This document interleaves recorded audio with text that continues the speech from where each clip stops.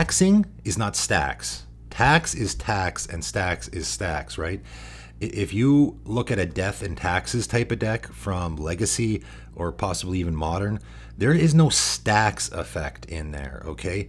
Just tax. Tax and stacks are a different effect, okay? A stacks effect is resource denial. It's not letting you do things. Smothering Tithe, for example, is a tax effect. People don't really think of it that way because people just don't pay it. They just don't care. But if you had to pay the Smothering Tithe, that's basically you paying 2 mana every time you draw a card. That's a tax effect, right? So this is a tax effect, not a stacks effect. By comparison, Gaddock Teague, which is obviously the perfect comparison for this, that is a stacks effect because it is not letting you play 4 converted mana cost spells at all. That's stacks, okay? It's not... Stacks, to me, is I'm not letting my opponent do things. I'm preventing them from casting spells. I'm preventing them from untapping their lands, right? A la Winter Orb.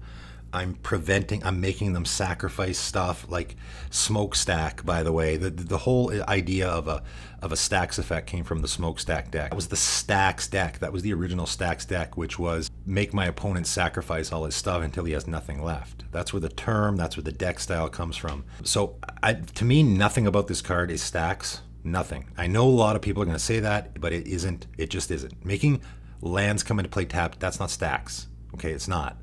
It just slows you down a little. It's a taxing effect. I know people will point out Grand Arbiter Augustine. Yeah, he's a stacks commander just because what he does works well with a stacks deck. I would say probably Lavinia is a better stacks commander, honestly. I think she's kind of replaced him as a stacks commander, but I digress.